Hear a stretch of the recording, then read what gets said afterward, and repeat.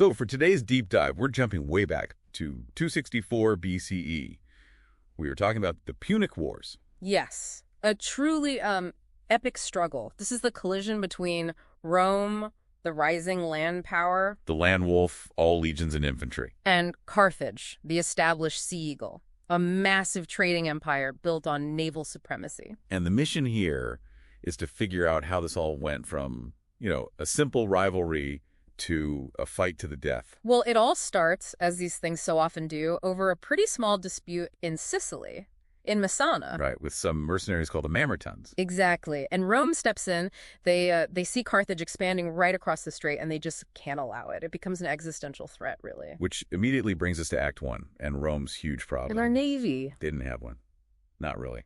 Yeah. Not compared to Carthage's quinqueremes. So they had to adapt, Okay. and they did it in a very Roman way. They invented something called the corvus. The crow. What was it? Like a giant drawbridge. Pretty much. A huge, spiked boarding bridge they could drop onto an enemy ship.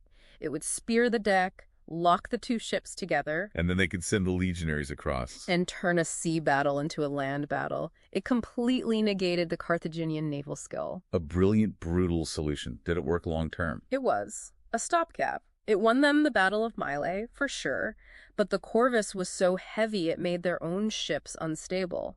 They lost more ships to storms than to the enemy. What really won them the war was their ability to just keep building more fleets. They simply outlasted Carthage and took Sicily. Okay, so that brings us to Act 2. And this one feels personal. It starts with vengeance. It's pure vengeance. You have Hamilcar Barca, the great Carthaginian general, making his young son swear an oath, And old. making Hannibal swear eternal hatred toward Rome. And that one moment just sets the stage for everything that follows. It really does. Hannibal, driven by that oath, deliberately picks a fight with Rome by attacking Saguntum, and then he does the impossible. The march over the Alps. The march over the Alps. He starts with something like 90,000 men and 37 war elephants. And by the time he gets to Italy, he has less than 30,000 men left. That's an insane gamble. It is, but it worked. The shock of his arrival on Italian soil meant he dictated the war for the next decade. He follows it up with just tactical masterpieces at Trebia and Trasimene. But the peak, the absolute disaster for Rome, was Cannae. Cannae, 216 BCE, the single worst day in Roman military history. They throw this massive army at him, 86,000 soldiers? It's a huge force. And Hannibal uses his famous anvil and hammer tactic. He lets his center buckle on purpose, drawing the Romans in deeper and deeper. Creating a pocket. A death trap. Then his cavalry smashes into their rear, and it's a total encirclement. Up to 70,000 Romans killed or captured in an afternoon. But Rome doesn't surrender. That's the amazing part. It refused. And while Hannibal is stuck in Italy, Rome finds its own genius. Publius Cornelius Scipio. Scipio. He doesn't go after Hannibal directly. He changes the entire war. He takes the fight to Spain, cuts Hannibal's supply lines, and then he invades Africa itself. Forcing Hannibal to come home. For the final showdown, Zama, 202 BCE. And Scipio had studied Hannibal. He knew about the war elephants. He did, and he had a simple, brilliant counter. He arranged his legions in columns, not solid lines. Creating channels. Corridors, the elephants just charged harmlessly through the gaps to the rear. It completely neutralized them. Scipio won.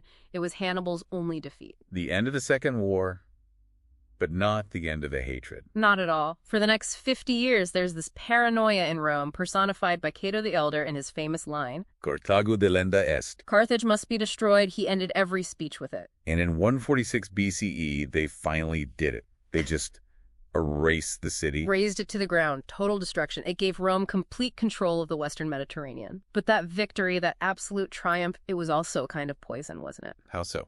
Well, you see, the vast wealth and the millions of new slaves that flooded into Italy completely destabilized their society. The small farmers couldn't compete with the huge slave-run estates. They couldn't. They lost their land, flooded into the cities, and became this huge, angry, urban poor.